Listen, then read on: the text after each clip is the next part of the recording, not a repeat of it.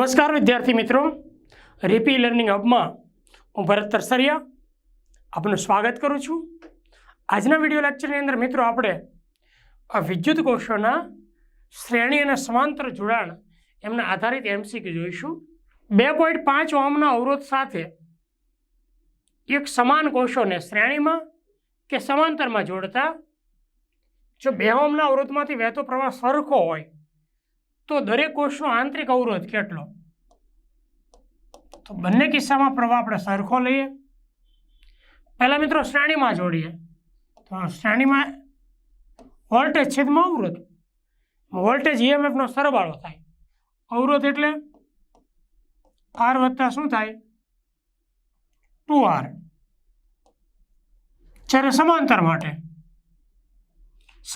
માટે એકનો વોલ્ટેજ હોય ને એટલો જ વોલ્ટેજ પરિપથનો થાય આર, અને આ શું થઈ જાય R/N, એને બદલે 2. તો છેદનો છેદ અંશમાં લઈ લઉં છું મિત્રો, 2R વત્તા R, 2ε ઉપર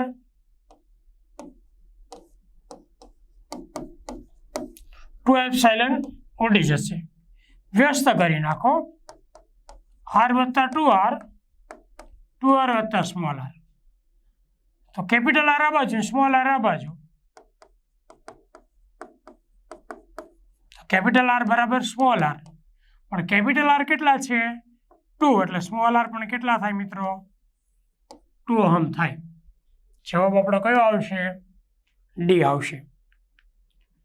નેક્સ્ટ, આપેલ પરિપથમાં એમીટર વોલ્ટમીટરનું કુલ આવર્તન કેટલું? તો પરિપથનો પ્રવાહ મિત્રો આપણે જોઈએ છીએ વોલ્ટેજ 6 છેદમાં કુલ અવરોધ 6 વત્તા 4 વત્તા 1, 6 છેદમાં 11 એમ્પિયર. આ એમીટરનું અવલોકન આવ્યું 6 છેદમાં 11. ઓકે, વોલ્ટમીટરનું અવલોકન V બરાબર IR. તો આના બે છેડા વચ્ચે વોલ્ટમીટર જોડેલું છે બરાબર. તો અવરોધ થશે 10 અને 6 છેદમાં 11, અને અવરોધ થશે 10 60 છેદમાં 11 વોલ્ટ. એટલે હવે આપણો જવાબ કયો આવશે મિત્રો?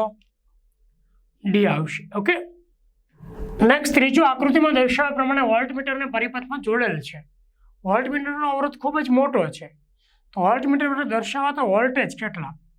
તો અહીંયા પણ મિત્રો આપણે પેલા પ્રવાહ શોધીએ છીએ બરાબર. 10 છેદમાં 10 વત્તા 20, 10 છેદમાં 30,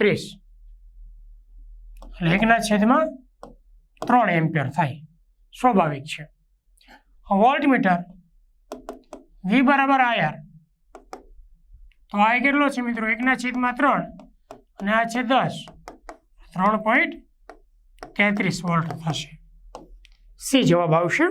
જો એપ્સિલોન જેટલો ઈએમએફ ધરાવતા n વિદ્યુત કોષને સમાંતરમાં જોડવામાં આવે તો તેમનો પરિણામી ઈએમએફ કેટલો? ગમે એટલા વિદ્યુત કોષ સમાંતરમાં જોડો ને એકનું જેટલું ઈએમએફ હોય ને એટલું જ હોય, અને પરિણામી ઈએમએફ કેટલો આવે મિત્રો? 1 એપ્સિલોન જેટલું જ થાય. એટલે આમાં તો 1 એપ્સિલોન જવાબ છે જ નહીં, એટલે શું આવે? ઉપરમાંથી 1 પણ નહીં. એપ્સિલોન વિદ્યુત ચાલક ધરાવતા વિદ્યુત કોષનો આંતરિક અવરોધ R છે. તેના બે છેડા વચ્ચે સમાન અવરોધ આ ધરાવતા n અવરોધો શ્રેણીમાં જોડવામાં આવે છે મિત્રો. એપ્સિલોન એનો આંતરિક અવરોધ R છે. હવે n વિદ્યુત કોષો આવી રીતે શ્રેણીમાં જોડવામાં,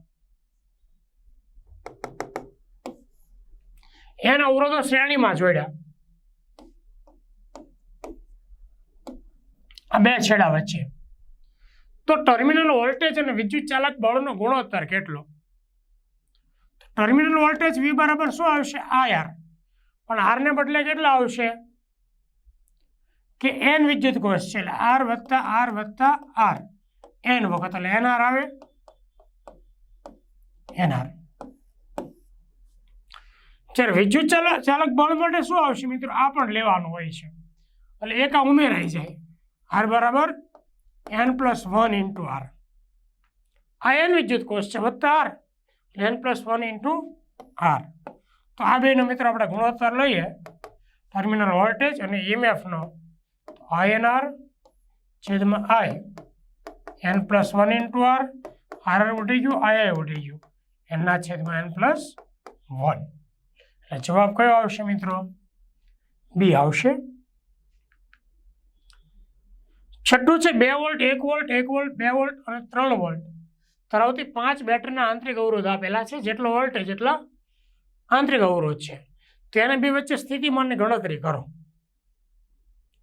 તો મિત્રો આપણે એક બંધ પરિપથ માટે જોઈ લઈએ અને પ્રવાહ શોધી નાખીએ. એમાં શું હોય છે? મોટી બેટરી હોય ને વધારે વોલ્ટેજ વાળી, એના ધન છેડામાંથી પ્રવાહ ઉત્પન્ન કરવાનો હોય. એટલે આ રીતે આપણે પ્રવાહ લઈ લઈએ છીએ અને અહીંયાથી આપણે ચાલુ કરીએ. તો ધારો કે પ્રવાહ I છે, બરાબર, જ્યાં આપણે તીર મારીને આંતરિક અવરોધ દર્શાવી દઈએ અહીંયા, એટલે 2I, બરાબર છે. હવે વોલ્ટેજનો આ બાજુ કરીએ, ધન છેડો છે એટલે +2 વોલ્ટ. ચાલો પછી અહીંયા આનો 1 એટલે 1I અને +1 વોલ્ટ. પછી અહીંયા શું છે મિત્રો? 1I -I અને ઋણ છેડો છે એટલે -1 વોલ્ટ. ચાલો પછી 2 તો -2I ના ઋણ છેડો છે એટલે -2 વોલ્ટ. એમ કરતાં કરતાં અહીંયા 3 છે તો -3I અને ઋણ છેડો છે એટલે -3. એટલે આ કેટલા થશે? 3 અને 2 5 6 7 અને 2 9 9I. અને આ બાજુ સાદુરૂપ આપીએ તો -3 એટલે I બરાબર 1/3 એમ્પિયર થાય. હવે અહીંયાથી કોઈ એક માર્ગે ચાલીએ, એ બિંદુનું સ્થિતિમાન VA, ત્યાંથી આ બાજુ ચાલીએ તો -3I. પછી ઋણ છેડો, તો ઋણ છેડો હોય તો આ બાજુ આપણે ઋણ મૂકીએ, પણ આ બાજુ મૂકવું હોય તો +3 વોલ્ટ મુકાય. એ જ રીતે અહીંયા શું આવશે? -I ધન છે +2 વોલ્ટ, પણ આ બાજુ મૂકવું હોય તો -2 વોલ્ટ. એમ કરતાં કરતાં આપણે એ બી બિંદુએ પહોંચી ગયા = VB. ઓકે, હવે આની કિંમત મૂકીએ સાદુરૂપ આપીને. માઇનસ કેટલા આવશે? 4I +1 VB. આની કિંમત મૂકી દઈએ 1/3 +1 VB. 4/3 1 લસા લઈએ, VA -1/3 VB. VA -VB = +1/3. એટલે કે VA મોટો છે, VB નાનો છે, ધન આવ્યો એટલે ઋણ આવે તો VB મોટો. ઓકે, અહીંયા VA is greater than VB થશે. ઓકે, એટલે VA નું મૂલ્ય મોટું છે, VB નું મૂલ્ય નાનું છે. સાતમું જોઈએ, સમાન EMF એપ્સાઇલન અને સમાન આંતરિક અવરોધ R ધરાવતા N કોષોને અવરોધ R સાથે સમાંતરમાં જોડવામાં આવે છે. તો પ્રવાહ કેટલો? જો પ્રવાહ = વોલ્ટેજ છેદમાં અવરોધ, તો અવરોધમાં R/N આવશે, N લસા NR + R અને N ઉપર જાય, છેદનો છેદ અંશમાં, અને પ્રવાહનું આ સૂત્ર આવશે N એપ્સાઇલન R + NR, એટલે બી જવાબ આવશે. 8મું, એપ્સાઇલન 1 અને એપ્સાઇલન 2 EMF R1 R2 આંતરિક અવરોધ ધરાવતા બે કોષને સમાંતર જોડતા મળતું EMF કેટલું? તો આપણે થિયરીમાં જોયું ને સમાંતર જોડાણ માટેનું, બરાબર છે, એ જ આવશે સમાંતર જોડાણ માટેનું, બરાબર છે. કારણ કે I = I1 + I2. I1 + I2 શું જોયેલું મિત્રો? એપ્સાઇલન 1 છેદમાં એપ્સાઇલન R1 એપ્સાઇલન 2 છેદમાં R2 ક્રોસ ગુણાકાર કરી નાખો. હવે આંતરિક અવરોધ આપણે જોઈએ તો સમાંતરમાં આવું આવે, લસા લઈને વ્યસ્ત કરી નાખો. ચાલો, EMF પ્રવાહ I બરાબર એપ્સાઇલન છેદમાં R. સમતુલ્ય EMF શું આવે? IR આવે, છેદમાં R1 R2 આવે ને. સમતુલ્ય EMF એપ્સાઇલન = IR. તો આની કિંમત મૂકી જો, એપ્સાઇલન 1 R2 એપ્સાઇલન 2 R1 છેદમાં R1 R2 into R1 R2 R1 + R2 એટલે આવડી જાય. Epsilon 1 R2 epsilon 2 R1 R1 plus R2 એટલે કયું આવશે મિત્રો? બી જવાબ આવશે. પરિપથમાં n વિદ્યુત કોષ દર્શાવેલા છે. દરેક વિદ્યુત કોષનું EMF E અને આંતરિક અવરોધ સ્મોલ r છે. પરિપથમાં n અને બી બિંદુ વચ્ચે વિદ્યુત કોષને n અને n-1 બે ભાગમાં વિભાજિત કરવામાં આવે તો વહેતો પ્રવાહ કેટલો? અહીંયા મિત્રો બી છે, અહીંયા એ છે, તો અહીંયા આપણે ધારો કે n વિદ્યુત કોષ છે અને n-n વિદ્યુત કોષ, આવી રીતે વિભાજિત કરીએ તો મિત્રો પરિપથમાં પ્રવાહ કેટલો? ચાલો મિત્રો, તો I બરાબર શું આવશે? V/R. હવે આ વિદ્યુત કોષ માટે શું આવશે? Ne અને n- સ્મોલ ne છેદમાં nr, n-n into r, ne plus ne minus ne છેદમાં nr capital nr minus small nr ઉઠી ગયું. પછી અહીંયા શું આવશે મિત્રો? સ્મોલ ne છે ને, સ્મોલ ne ઉઠી ગયું, ne બાય nr, તો E બાય r આવશે. એટલે જવાબ આપણો કયો આવશે? એ આવશે. નેક્સ્ટ, બે સમાન EMF અને આંતરિક અવરોધ વાળા કોષને શ્રેણીમાં કે સમાંતરમાં જોડી તેની સાથે 1 ઓહમનો અવરોધ જોડવામાં આવે ત્યારે બંને કિસ્સામાં પ્રવાહ સમાન મળે તો દરેકનો આંતરિક અવરોધ કેટલો? તો 1 ઓહમનો આંતરિક અવરોધ છે. ચાલો, વોલ્ટેજ કેટલો થશે? શ્રેણીમાં જોડીએ તો 2ε થાય, r વત્તા સ્મોલ r માં શું થાય મિત્રો? 1 ને 1 એટલે 2 થાય. ચાલો, આ સમાંતરમાં જોડતી એપ્સાઇલન r બાય 2 થાય એટલે 1/2 થાય. r બાય n, r બરાબર 1 તો 1/2 થાય. 2ε લસા 2r પ્લસ 1, 2ε r પ્લસ 2, આ ઉઠી ગયું, r પ્લસ 2, 2r પ્લસ 1, આ 2r આ બાજુ ને 1 આ બાજુ, 2 માઇનસ 1, 2r માઇનસ r બરાબર 1 ઓહમ. ઓકે, એટલે જવાબ શું આવશે? સી.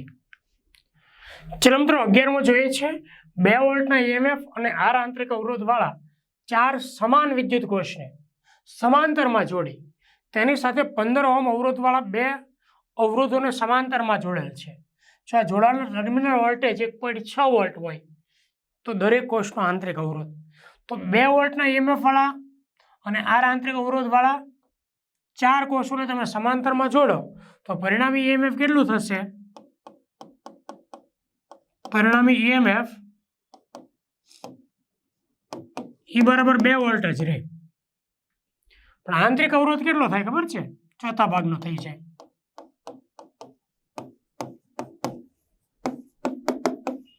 r/4 ચોથા ભાગનો સમાંતરમાં છે એટલે. પછી બાહ્ય અવરોધ છે એ પણ સમાંતરમાં છે, પરિણામી બાહ્ય અવરોધ કેટલો થાય? 15 ના 2 સમાંતરમાં એટલે કેટલા થાય? 7.5 થાય. ખાલી r જ કહું છું, 7.5. તો આંતરિક અવરોધનું મિત્રો સૂત્ર શું છે? r' બરાબર E માઇનસ v છેદમાં v ઇન્ટુ r. ચાલો, તો એ કેટલા છે? 2. ટર્મિનલ વોલ્ટેજ 1.6 આપેલો છે,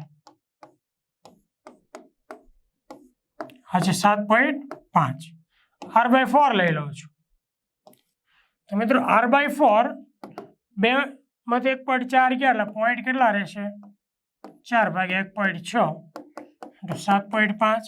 અહીંયા ગુણાય જાય એટલે 16, એટલે આ બધું ઉડી જાય. અહીંયા ગુણાય જાય એટલે 1.6 ઉડી જાય. તો આંતરિક અવરોધ કેટલો આવ્યો મિત્રો? 7.5 ઓહમ આવ્યો. સી જવાબ. 12મો MCQ મિત્રો, 4 વોલ્ટ EMF અને r આંતરિક અવરોધ વાળા 3 સમાન કોષને, કેટલા? 3 સમાન કોષને 6 ઓહમના આંતરિક અવરોધ સાથે શ્રેણીમાં જોડેલ છે. જો પરિપથમાંથી પસાર થતો પ્રવાહ 1.5 એમ્પિયર હોય તો દરેક કોષનો આંતરિક અવરોધ શોધો અને ટર્મિનલ વોલ્ટેજ શોધો. તો કુલ EMF કેટલો આવશે મિત્રો? 3 એપ્સાઇલન. હવે 4 છે બરાબર છે, 3 × 4 અને 12 વોલ્ટ થયું. કુલ અવરોધ કેટલો આવશે મિત્રો? તો આંતરિક અવરોધ વત્તા બાહ્ય અવરોધ તો 3R plus capital R. Capital R 6 છે તો 3R પ્લસ 6. પ્રવાહ કેટલો આવશે મિત્રો? વોલ્ટેજ છેદમાં અવરોધ અને 12 વોલ્ટ વોલ્ટેજ છેદમાં 3R/6. અત્યારે વહેતો પ્રવાહ 1.5 છે એટલે 3/2 થાય. ચાલો 9R વત્તા 18 અને 24. તો 9R 24 માંથી 18 જાય તો કેટલા આવે? 6. તો આંતરિક અવરોધ કેટલો આવે મિત્રો? 6/9 બરાબર 3 વડે ભાગ 4 એટલે 2/3 ઓહમ. ઓકે, એટલે આ 2 C અથવા B આવશે. ટર્મિનલ વોલ્ટેજ V બરાબર એપ્સિલોન માઇનસ IR. ચલો એપ્સિલોન કેટલું છે મિત્રો? પ્રવાહ 1.5 છે. Epsilon 4 volt. પ્રવાહ કેટલા આવશે મિત્રો? 1.5 3/2 2/3 એટલે ઉડી જશે 4 - 1 એટલે 3 વોલ્ટ. ઓકે, એટલે જવાબ આપણો કયો આવશે? સી જવાબ આવશે. નેક્સ્ટ 13મો 4 વોલ્ટ EMF અને 2 ઓહમના આંતરિક અવરોધવાળી એકબીજાને સમાંતર જોડેલી 2 બેટરીઓ વડે 1 ઓહમ અવરોધમાં વહેતો વીજ પ્રવાહ કેટલો? જો 4 વોલ્ટ EMF 2 ઓહમના આંતરિક અવરોધવાળી સમાંતર જોડેલી છે તો સમાંતર જોડેલી હોય તો પરિણામી EMF કેટલો થાય? 4 વોલ્ટ જ રહે. સમાંતરમાં જોડેલી હોય પરિણામી આંતરિક અવરોધ કેટલો થાય? 2 ઓહમ આંતરિક અવરોધવાળી સમાંતર જોડેલી છે એટલે પરિણામી આંતરિક અવરોધ કેટલો થાય મિત્રો? 2 વોલ્ટ ને 1 ઓહમ થાય. કુલ અવરોધ કેટલો થાય? R વત્તા R ડેશ. આ છે 1 ઓહમ અને આ 1 ઓહમ એટલે ટોટલ 2 ઓહમ થાય. તો પ્રવાહ કુલ વોલ્ટેજ છેદમાં કુલ પ્રવાહ. વોલ્ટેજ કેટલો છે મિત્રો? 4. કુલ અવરોધ 2 એમ્પિયર થાય. સી જવાબ આવે. ઓકે મિત્રો, તો આ હતા વિદ્યુત કોષોના શ્રેણી સમાંતર જોડાણ આધારિત MCQ. ખૂબ ઉપયોગી થાય એવા છે. શાંતિથી મિત્રો આ વિડીયો જોજો. Thank you.